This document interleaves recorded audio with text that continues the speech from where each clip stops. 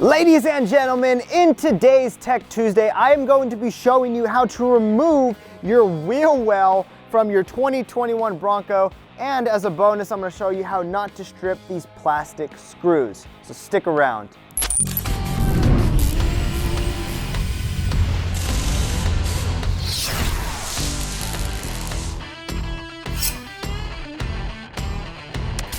Okay, so some of you guys may be wondering why you would want to take your wheel wells off. For some people, it's a little bit of R&D trying to figure out, what's going on with these new Broncos. Like us, we're just kind of curious. The other thing too is we had to clean a ton of mud, at least I did, out of this Bronco.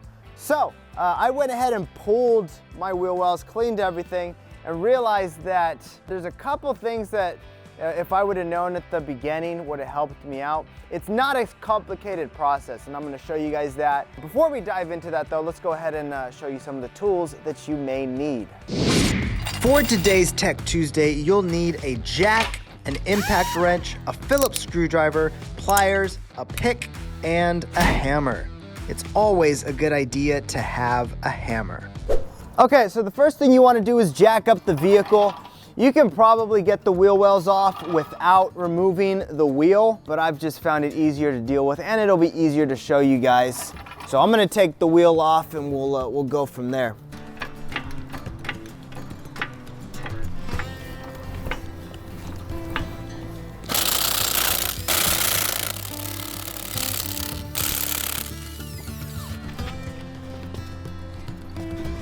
Okay, so once you've got the wheel and tire off, I do recommend putting a jack probably somewhere in the front just for safety. I am 100% confident in my service jack. I'm just gonna leave it like that, but for those of you guys at home, I would definitely recommend putting a jack.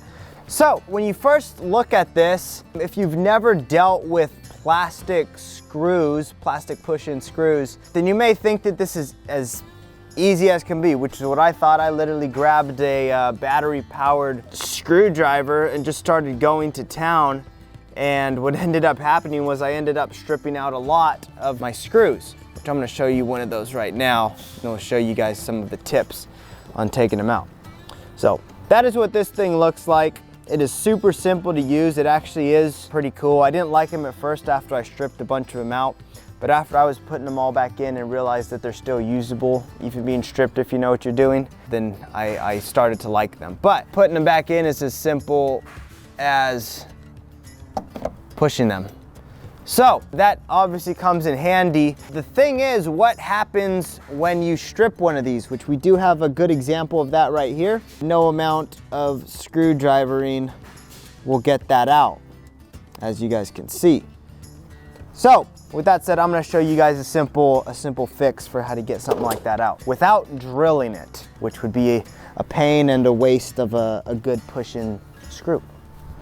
Okay, so what you're going to need for a stripped out screw is one of these little, basically something sharp. I'm using this tool right here. You're going to want to stick it in between the screw and the other surface and just kind of pry it up. If you could turn it by hand at that point, try it. If not, you're going to need some pliers. And if you've pulled that or pried that screw out enough with this tool, you should be able to grab it with your pliers, and then you are going to grab the tip and just kind of spin until you could spin it with your hand or just pull it out. So that ended up working for this one, as you can see. One thing is, if this base is spinning while you've got the head of the screw with the pliers and you're trying to spin it and this thing's spinning with it, you can just grab your sharp point, stick it on there and then spin. I'll show you guys real quick because that'll make it simpler. So again, you're just going to kind of pry that screw until you can get it out. Grab it with the pliers. And as you can see, that base is spinning, so I'm just going to grab my point and try and get a good angle here. I'm going to stick it in there to keep it from spinning. And then I'm just going to spin away.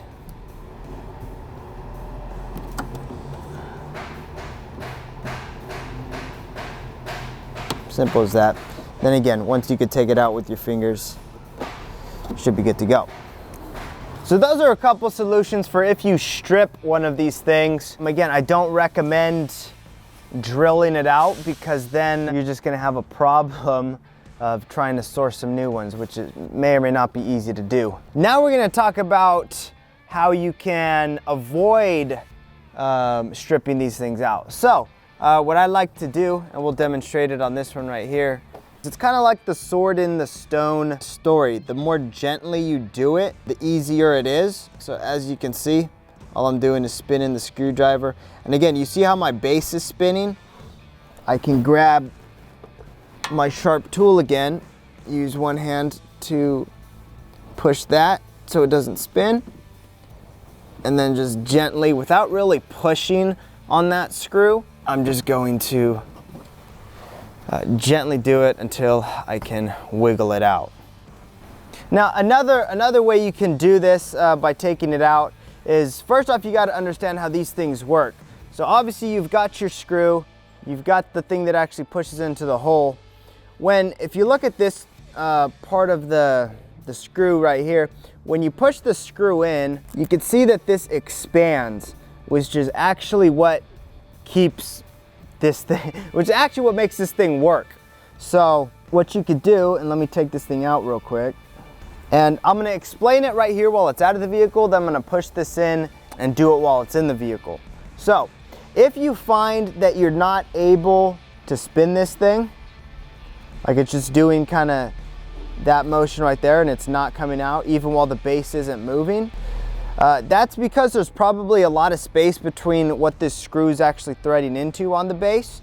So what you're going to want to do is you're going to want to reach back behind the wheel well, and you're actually going to want to pinch the base shut, and then again gently press in with your screwdriver.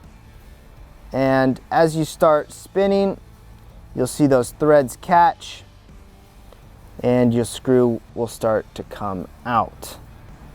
So again, just a couple tricks of the trade in getting these things out quick without damaging too much. So once again, I'm going to stick it back in there. I am going to reach behind, pinch the base so the threads catch, and then I am going to get that screw to walk itself out.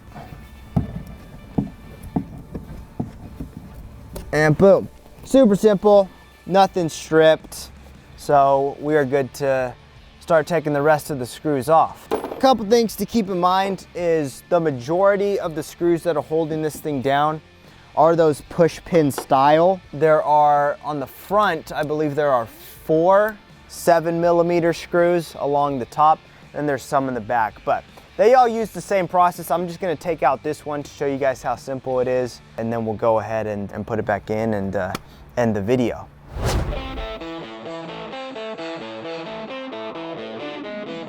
You see these blank ones? For these, you're just gonna wanna kinda pull and pry out very carefully so as not to rip the material. It's just those two. These 3 are actually holding these little flaps on, so don't even worry about those. So this video is gonna sound kind of repetitive, but it's just to drive the point home. So as you can see, I'm being super gentle. I'm even pressing in a little bit more, giving it more force, which is definitely not gonna work. Being gentle, this thing is just spinning.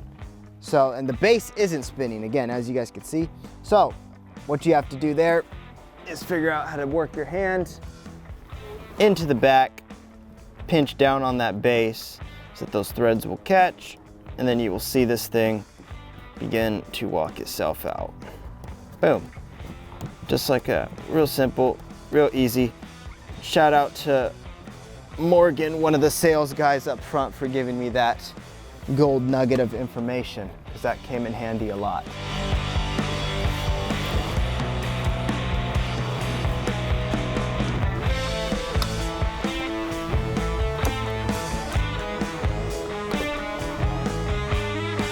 Okay, so once you've got all of the screws out, you've popped the 2 little pins.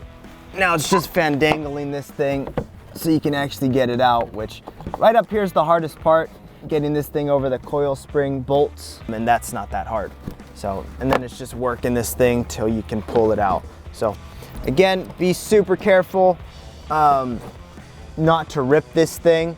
The last couple things are these tabs, the 4 tabs up at the top where your normal screws are in. Those are actually the hardest part, and that really has potential to rip if you don't do this right. Just kind of work it till you can get this thing out without damaging it.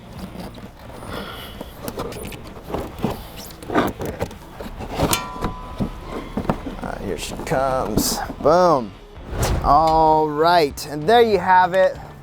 The heart of the Bronco is exposed, and it is a trippy thing to point out that this little fabric of whatever sort acts as your wheel well. My guess it's that it's to add to the modularity of this Bronco, but it's still kind of funky to see.